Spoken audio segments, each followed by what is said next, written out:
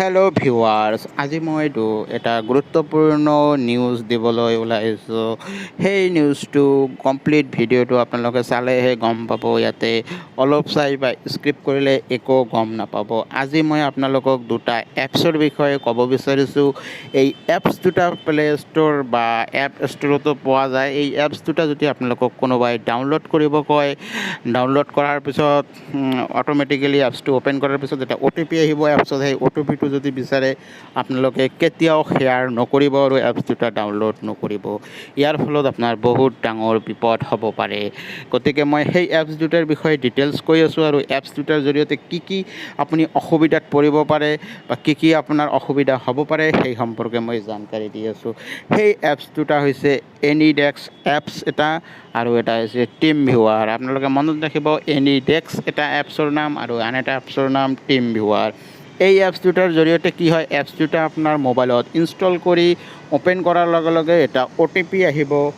এই OTPটো যদি আপোনালোকে যিজনে আপোনালোকক ডাউনলোড কৰিব বিচাৰিছে, পিছত তেওঁ OTPটো আপোনাৰ পৰা খুজিব। OTPটো আপুনি দিয়াৰ লগে লগে আপোনাৰ মোবাইলৰ যিকোনো তথ্য বা যিকোনো ধৰণৰ তথ্য সি কপি কৰি ল'ব পাৰিব। এতিয়া যদি মই এপছটো ডাউনলোড কৰিছোঁ, মই নিজে ডাউনলোড কৰি চাইছোঁ, যিকোনো ধৰণৰ মোবাইলৰ তথ্য, ফটো হওক, ভিডিঅ' হওক বা আন কোনো তথ্য হওক, আপোনাৰ ইমেইলৰ কোনো তথ্য হওক বা আদাৰ্ছ কোনো কনফিডেঞ্চিয়েল তথ্য হওক, গোটেইখিনি কপি কৰি আপোনাৰ গোটেই মোবাইলৰ তথ্যখিনি তাৰ ডেস্কটপ বা লেপটপত গুচি যাব আৰু যিটো ইচ্ছা সেইটো কপি কৰিব পাৰিব বা ডিলিট কৰিব পাৰিব বা বেলেগ কিবাকিবি এডিটিঙো কৰিব পাৰিব। গতিকে এই এপছ দুটাৰ জৰিয়তে কি জালিয়াতি হৈ আছে, এই এপছ দুটাৰ জৰিয়তে প্ৰধানতঃ যিবিলাক হেকাৰ্ছ আছে, হেকাৰ্ছবিলাকে এটা কাম বেছিকৈ কৰি আছে বৰ্তমান ভাৰতৰ বিভিন্ন ঠাইত এইটো কাম কৰি আছে, যিটো UPI পে'মেণ্ট ছিষ্টেম আছে। UPI পে'মেণ্ট ছিষ্টেমৰ জৰিয়তে আপোনাৰ বেংক একাউণ্টৰ টকা লুটি নিয়া। সিহঁতে কৰিব কি, এটা লিংক পঠাব, লিংক পঠোৱাৰ পিছত এপছটো আপোনাক ডাউনলোড কৰিব ক'ব। ডাউনলোড কৰাৰ লগে লগে অ'পেন কৰিব ক'ব। অ'পেন কৰাৰ পিছত OTPটো বিচাৰিব। OTPটো বিচৰাৰ পিছত আপোনাক পে'মেণ্ট কৰিব ক'ব। গুগল পে' বা ফোনপে' বা পে'টিএম এনেকুৱা টাইপৰ এপছৰ জৰিয়তে আপোনাৰ গোটেইখিনি পিন নাম্বাৰ গোটেইখিনি সিহঁতে চাব পাৰিব, সিহঁতৰ লেপটপ বা কম্পিউটাৰত বহি। তাৰপিছত সেই ডাটাখিনি সিহঁতে লগালগ কপি কৰি ল'ব, আপুনি গমকেই নাপাব। আৰু কপি কৰি লৈ সিহঁতে আপোনাৰ বেংক একাউণ্ট খালী কৰি দিব। এতিয়া সিহঁতে কেনেকুৱাকৈ কপি কৰি কি কৰিব, প্ৰথমতে সিহঁতে কৰিব কি, আপুনি আজিকালি অনলাইন শ্বপিং কৰে বা বিভিন্ন ডাঙৰ শ্বপিং মল আছে বা অনলাইন শ্বপিঙৰ যিবিলাক কোম্পানী আছে বা ডাঙৰ শ্ব'ৰুমবিলাক আছে, সেইবিলাকৰ যিটো কাষ্টমাৰ কেয়াৰ বা হেল্পলাইন নাম্বাৰ আছে, সেই হেল্পলাইন নাম্বাৰ গুগলত সিহঁতে চেঞ্জ কৰি দিয়ে। গুগলত গৈ বা গুগল মেপত গৈ সেইটো সিহঁতে হেক কৰি নাম্বাৰটো চেঞ্জ কৰি সিহঁতৰ নিজৰ নাম্বাৰ বহাই দিয়ে। আৰু আপোনাৰ ওচৰত আপুনি ছাপ'জ ধৰক নিয়াৰ বাই হুণ্ডাই শ্ব'ৰুমৰ নাম্বাৰত কল কৰিব বা ফ্লিপকাৰ্টৰ কাষ্টমাৰ কেয়াৰ নাম্বাৰত ফোন কৰিব, কিবা এটা তথ্যৰ কাৰণে বা কিবা কমপ্লেইনৰ কাৰণে ফোন কৰিব। আপোনাৰ তাতে নাম্বাৰটো ছেভ নাই। আপুনি তেতিয়া কি কৰিব, গুগলত গৈ ছাৰ্চ কৰিব যে ফ্লিপকাৰ্ট কাষ্টমাৰ কেয়াৰ নাম্বাৰ বা Hyundai showroom customer care number. Search কৰাৰ লগে লগে আপোনাৰ নাম্বাৰটো ডিছপ্লে হৈ যাব। আপুনি 100% এইটো শিয়ৰ হ'ব যে গুগলত ছাৰ্চ কৰি যেতিয়া নাম্বাৰটো পাইছোঁ, এইটো সঁচাই গুগল পে'ৰ নাম্বাৰ হয়, সঁচাই এইটো ফ্লিপকাৰ্টৰ বা হুণ্ডাই শ্ব'ৰুমৰে নাম্বাৰ হয়। আপুনি তেতিয়া কোনো ধৰণৰ সন্দেহ নকৰাকৈ সেই নাম্বাৰটো কপি কৰি লৈ কল কৰি দিব। কপি কৰি লৈ কল কৰি দিয়াৰ লগে লগে কলটো আপোনাৰ ফ্লিপকাৰ্টৰ কাষ্টমাৰ কেয়াৰত নগৈ সেই জালিয়াতিৰ যিটো চক্ৰ আছে সিহঁতৰ তাতে যাব, কাৰণ সিহঁতৰ নাম্বাৰ বহাই দিছে সিহঁতে হেক কৰি কিনে। গতিকে তাতে যাব। তাৰপিছত সিহঁতৰ তাতে কলটো ৰিচিভ হোৱাৰ লগে লগে সিহঁতে ক'ব, আপোনাৰ মোবাইলত এটা লিংক পঠাইছোঁ, সেই লিংকটোত ক্লিক কৰক। কৰাৰ লগে লগে এই দুটা এপছৰ যিকোনো এটা এপছ ডাউনলোড হৈ যাব। তাৰপিছত OTPটো সিহঁতে বিচাৰিব আৰু OTPটো দিব।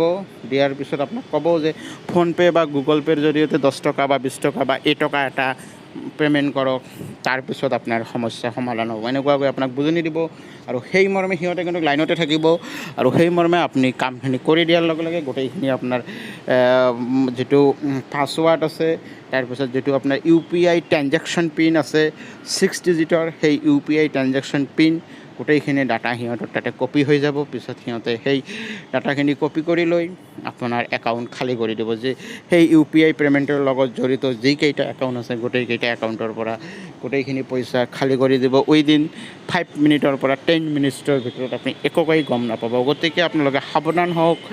কোনো ধৰণৰ কাষ্টমাৰ কেয়াৰৰ নাম্বাৰ কোনো কোম্পানীৰ কোনো কোম্পানীৰ কাষ্টমাৰ কেয়াৰৰ নাম্বাৰ আপোনালোকে ডাইৰেক্ট গুগলৰ পৰা বা গুগল মেপছৰ পৰা চাৰ্চ কৰি কেতিয়াও নুলিয়াব। সেইটো যদি আপোনাক প্ৰয়োজন হয় তেনেহ'লে সেই কোম্পানীটো বা সেই কোম্পানীটোৰ আপুনি অফিচিয়েল ৱেবছাইটত যাওক। গুগলত চাৰ্চ কৰি অফিচিয়েল ৱেবছাইটত গৈ কণ্ট্ৰেক্ট ছেশ্যনত গৈ আপোনালোকে নাম্বাৰটো তাৰ পৰা লওক। নতুবা যদি সেই কোম্পানীৰ কোনো এপছ আছে প্লে ষ্ট'ৰত বা এপ ষ্ট'ৰত, এপছবিলাক ডাউনলোড কৰোঁতে সদায় প্লে ষ্ট'ৰ বা এপ ষ্ট'ৰৰ পৰা ডাউনলোড কৰিব। কোনো থাৰ্ড পাৰ্টিৰ পৰা কোনো এপছে ডাউনলোড নকৰিব। ইয়াতে এটা মন কৰিবলগীয়া কথা, বহুতে থাৰ্ড পাৰ্টি কিছুমান ছাইটৰ পৰা বা কিহৰ পৰা এপছবিলাক ডাউনলোড কৰে, সেইটো নকৰিব। সেইটোতো হেকাৰছে কিন্তু হেক কৰাৰ চান্স থাকে। গতিকে যিকোনো এপছ ডাউনলোড কৰাৰ ক্ষেত্ৰত আপোনালোকে যদি এণ্ড্ৰইড ফোন ইউজ কৰি আছে তেনেহ'লে প্লে ষ্ট'ৰৰ পৰা ডাউনলোড কৰিব, আৰু যদি আইফোন ইউজ কৰি আছে তেনেহ'লে এপ ষ্ট'ৰৰ পৰা ডাউনলোড কৰিব। গতিকে সেই কোম্পানীটোৰ অফিচিয়েল যদি এপছ থাকে তেনেহ'লে সেই এপছটো ডাউনলোড কৰিব। তাৰপিছত অ'পেন কৰি ছেটিঙত গৈ হেল্প এণ্ড কণ্টেক্ট ছেশ্যনত যাব, আৰু হেল্প এণ্ড কণ্টেক্ট ছেশ্যনত গৈ তাৰ পৰা কাষ্টমাৰ কেয়াৰৰ নাম্বাৰটো আপোনালোকে লৈ কল কৰিব। ডাইৰেক্ট গুগলত কোনো কোম্পানীৰ নাম্বাৰ চাৰ্চ কৰি কল নকৰিব। ইয়াৰ ফলত আপোনালোকে বিপদত পৰিব পাৰে।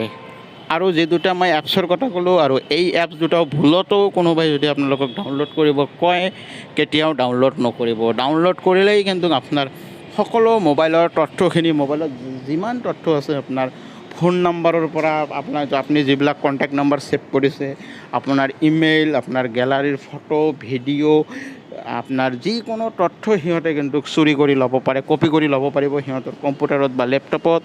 প্লাছ ডিলিটো কৰিব পাৰিব, কাৰণ মই নিজে সেইটো প্ৰেক্টিকেল কৰি চাইছোঁ। গতিকে অতি সাৱধান হওক। এইটোৱেই আছিল গুৰুত্বপূৰ্ণ নিউজ। গতিকে ইয়াৰ পৰা সাৱধান হওক।